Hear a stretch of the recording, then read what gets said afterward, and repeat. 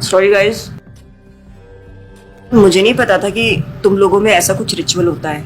हाँ, प्रे तो करना चाहिए। हम हमेशा खाने से पहले अल्लाह ताला से प्रे करते हैं। यस, रिचुअल नहीं स्पिरिचुअल। हम ही पहले भगवान को भोग ऑफर करते हैं और उसके बाद प्रे करके खाते हैं। लेकिन तुम्हारा भगवान यहाँ आके कैसे खा सकता है? जैसे वो तुम्हारी दुआ कानों से सुन सकता है, वो वैसे ही यहाँ पर आके खा भी सकता है। भगवान का फॉर्म पर्सनल है। अगर वो कानों से सुन सकते हैं तो मुंह से आके खा भी सकते हैं। उनके कान और मुंह दोनों है। शालिनी, तुम प्रे नहीं करती खाना खाने से पहले? नहीं, लेकिन मेरे चाचा ने एक बार कहा था कि हमको वो गॉड ऑफ फूड को और फार्मर्स को थैंक यू बोलना चाहिए। You mean Annapurna Devi? What? God of food. Yes, हमें उन्हें थैंक करना चाहिए और साथ में फार्मर्स को भी। But I believe in watering the roots. देखो, हम हमेशा क्रिएशन को तो अप्रिशिएट करते ही हैं, लेकिन हम क्रिएटर को ना अप्रिशिएट करना भूल जाते हैं। अभी सोचो, पानी ना हो, हवा ना हो, उपजाऊ मिट्टी या धरती माँ ना हो, तो फार्मर क्या कर लेगा? So I believe that we should be thanking the Creator, the Lord, who is providing us with all the basic necessities. Point. अब तुम किस किस को थैंक करेगा? वैसे भी तुम्हारे 33 करोड़ तो देवी देवता है। बताओ, किस किस को थैंक करेगा तुम? और शांति, तुम बताओ, तुम किस गॉड को मानता है? मैं ऐसे किसी गॉड को नहीं मानती, लेकिन I think Shiva is a big god. See, I am very sorry, but आपने अपने वो बड़े भगवान का स्टोरी तो सुना होगा ना, जहाँ वो अपनी मरी हुई वाइफ को शोल्डर पर लेकर पूरे इंडिया का चक्कर लगा रहा है। अब तुम मुझे बताओ, जो गॉड अपनी वाइफ के मरने पे ऐसे कॉमन मैन की तरह रोता है, वो गॉड हो सकता है क्या? अच्छा, may be, I don't know much about this story, but he is very famous. And north में तो राम जी भी बहुत फेमस है ना। उनका स्टोरी तो तुमको पता होगा ना, सबको पता है। उनकी वाइफ को रावण ले गया था। हाँ, पता है। अब तुम मुझे बताओ, वो गॉड है? वो अपनी वाइफ को भी अकेला नहीं बचा के ला सकता। उसको अपनी वाइफ को बचाने के लिए भी वानर सेना की हेल्प चाहिए, और उस वानरों को भी तुम पूछता है। I am sorry. और गीता, तुम कृष्ण को मानती हो, और वो तो हर लड़की के साथ रासलीला करते रहते थे। ऐसा कैसा कैरेक्टर है गॉड का जिसे हर लड़की से प्यार हो जाता है? और वो खुद डर के अपना जन्मस्थान छोड़कर चले गए थे। गॉड को कभी डर लगता है क्या? और जिसे खुद डर लग रहा है, वो तुम लोगों की हेल्प कैसे करेगा? शिट यार, this is so complicated and confusing. It is confusing because you are following the wrong path. It is very beautiful and sacred. I will show you the right path. Enough, Asifa. I know what you're trying to do. And Shalini, कुछ भी confusing नहीं है।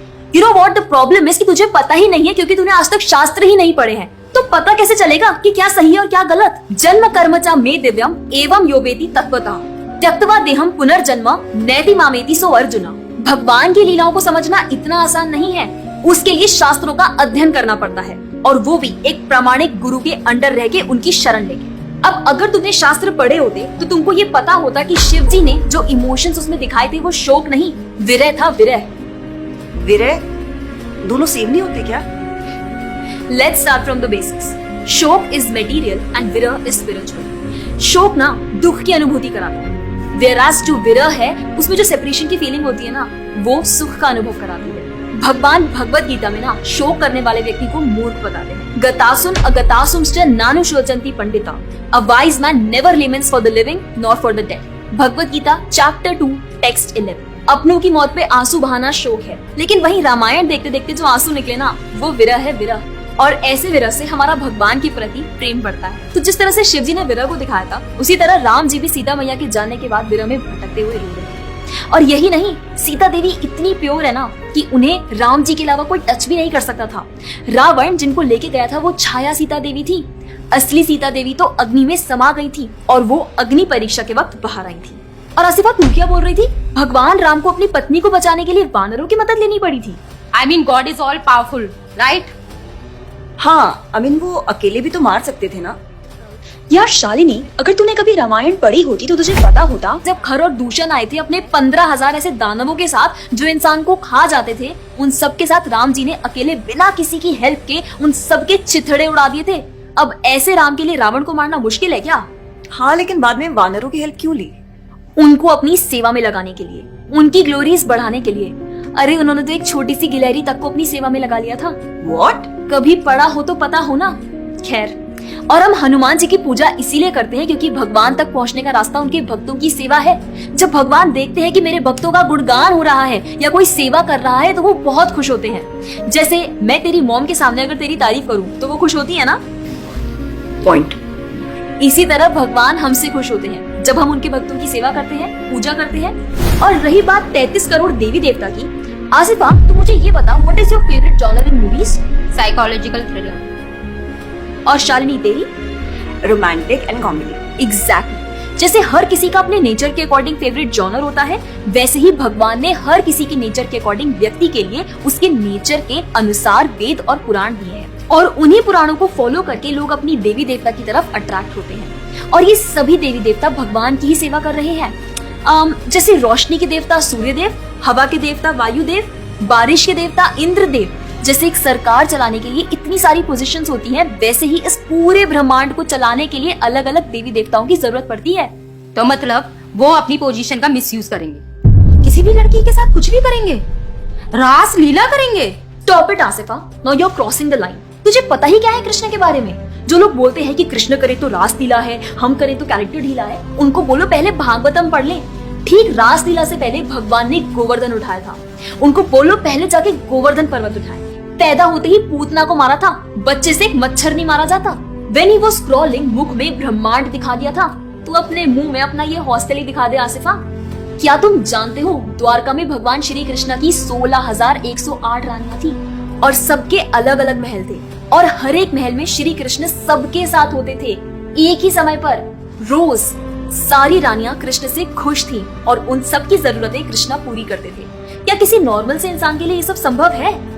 आज के time पे तो एक ही नहीं संभलती, लेकिन उस टाइम सारी रानियां एक दूसरे के साथ खुश थी और उन्हें खुश कृष्ण रखते थे।